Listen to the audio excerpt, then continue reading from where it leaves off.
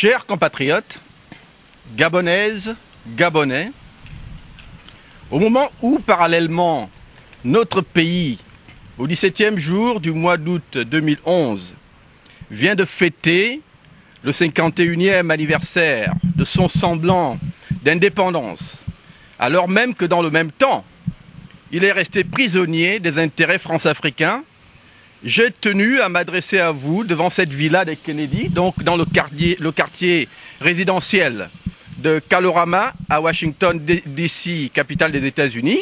Cette villa, symbole du gaspillage et de la criminalité du clan des Bongo au Gabon. Et donc dans un pays comme le Gabon, où un enfant sur 5 meurt avant son premier anniversaire, les 6,5 millions de dollars, soit 3 millions de francs CFA, qui ont servi à acheter cette villa, seront responsables de la mort de 12 000 enfants au Gabon dans les 2 ou 3 prochaines années. 12 000 enfants qui mourront du génocide économique orchestré au Gabon par les Bongo pendant les 44 ans d'un régime qui a fait de la misère une arme de destruction massive dans notre peuple, dans notre pays. Au moment où, par ailleurs, le régime quadragénaire de Mouammar Kadhafi de Libye est en train de s'écrouler sous la pression d'une insurrection populaire par laquelle le peuple libyen a décidé de se défaire de son bourreau, j'ai décidé et j'ai tenu par ce discours à la nation, ou plutôt par cet appel de Washington, et en tant que leader du mouvement politique Bongo doit partir, à interpeller le peuple gabonais sur la réalité du combat politique qui nous attend dans le cadre de la lutte de libération nationale qui oppose le peuple gabonais au Bongo depuis 44 ans. J'ai tenu à interpeller le peuple pour lui dire qu'aucune dictature, quelle qu'elle soit, et quelles que soient les armes ou les armées qu'elle utilise pour intimider ou martyriser, ne peut résister à la revendication d'un peuple décidé à réclamer sa dignité et sa souveraineté par tous les moyens.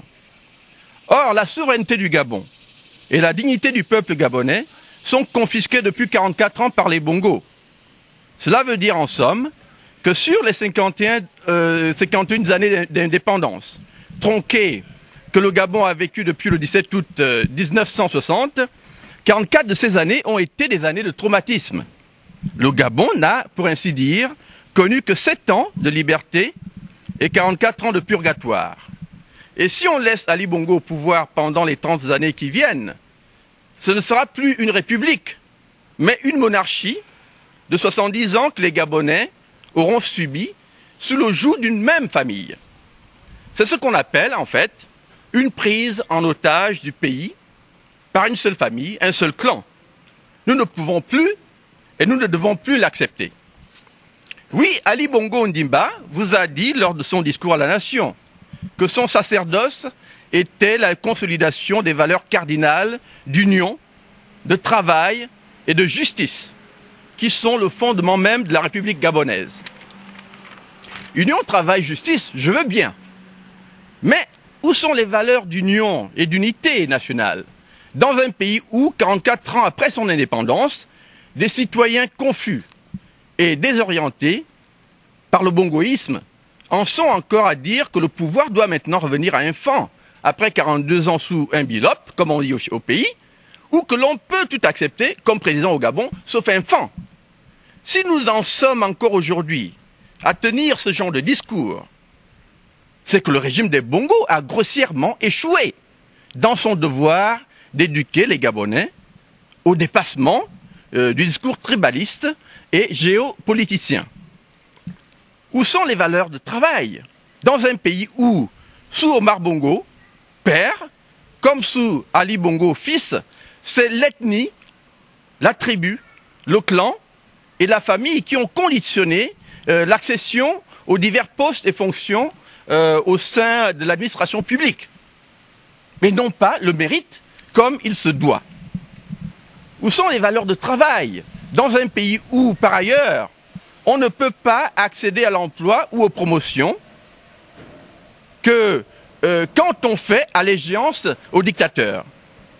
Et où sont ces valeurs dans un pays où l'on encourage les gens à la paresse en décourageant les initiatives réformatrices qui pourraient permettre le plein emploi au Gabon?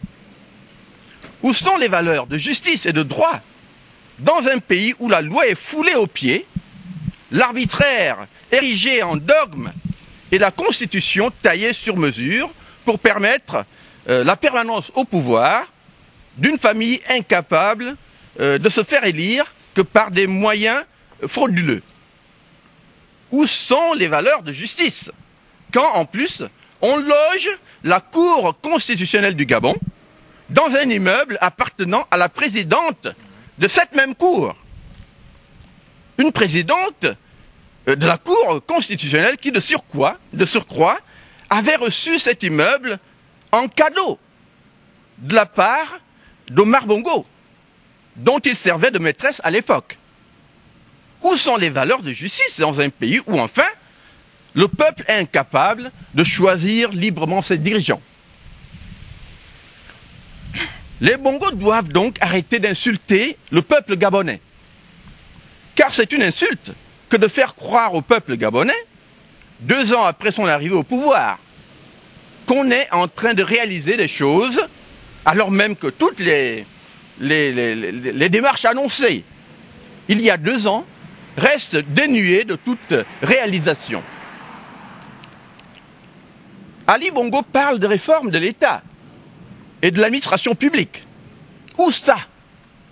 Où a-t-on vu qu'on peut réformer un État dans le sens d'une gouvernance responsable, efficace et productrice, sans en démocratiser les institutions? Et donc, où a-t-on vu qu'on peut réellement démocratiser un pays sans inscrire dans la Constitution et les lois, les fondements même qui conditionnent les comportements des citoyens? Réformer le ministère de l'Éducation nationale ou de l'Habitat, sans réformer celui des Finances, des Travaux publics, des Affaires sociales, de la santé, et j'en passe. C'est-à-dire tout le pays équivaut exactement à un résultat nul. C'est donc un résultat zéro. Une réforme qui se veut durable ne peut se faire de manière partielle ou parcellaire.